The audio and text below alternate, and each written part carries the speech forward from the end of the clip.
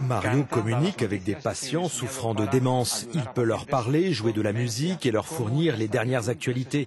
Comment est-ce possible? Jusqu'où vont ses capacités pour répondre à ces questions? Des chercheurs testent ce robot dans des centres de soins comme celui-ci en Irlande.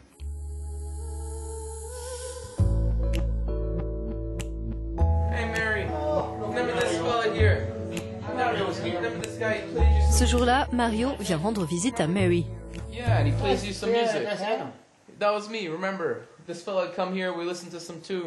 Le robot aide cette patiente de 83 ans qui souffre de démence sévère à faire travailler sa mémoire pendant un petit moment.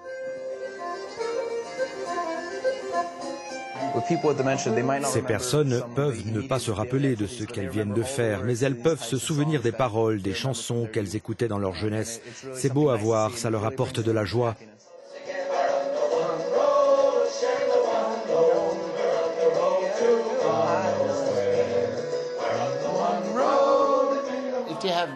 Le robot émet de la musique et des lumières. Il peut faire plein de choses. Il incite les patients à s'exprimer. Dès qu'ils le voient, ils sont étonnés de voir ce qu'il est capable de faire. On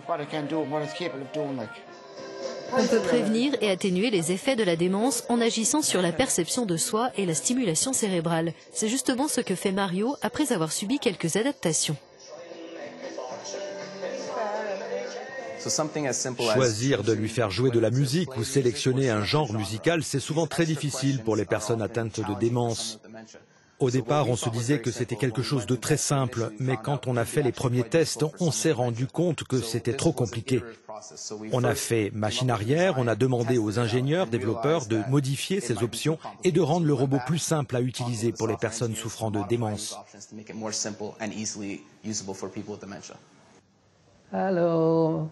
Hello, Mario. Développé dans le cadre d'un projet de recherche européen, Mario a été testé auprès de dizaines de patients en Angleterre, en Italie et ici en Irlande. Par exemple, je n'arrive pas à me rappeler de l'heure qu'il est, à quelle heure je dois prendre mon petit déjeuner, quand je dois aller aux toilettes. Cette machine me permettrait de m'en souvenir. Et elle pourrait, j'espère, me donner des informations pour que je puisse faire ce que je veux faire.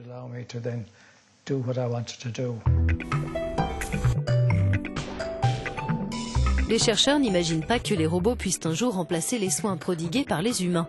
Mais selon eux, ils peuvent à certains moments soulager la solitude ou l'isolement associé à la démence. On a eu un monsieur atteint de démence très sévère qui passait son temps à marcher tout seul dans les couloirs sans entrer véritablement en contact avec qui que ce soit. Avec Mario, on a vu un changement. Grâce à ces applications de jeu, cet homme s'est assis et il en a utilisé une pour faire de la peinture pendant 40 minutes.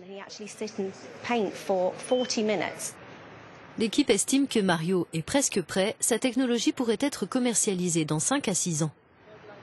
Cela pourrait se produire plus tôt, à la vitesse où les innovations sortent, parce que les évolutions technologiques sont très rapides aujourd'hui.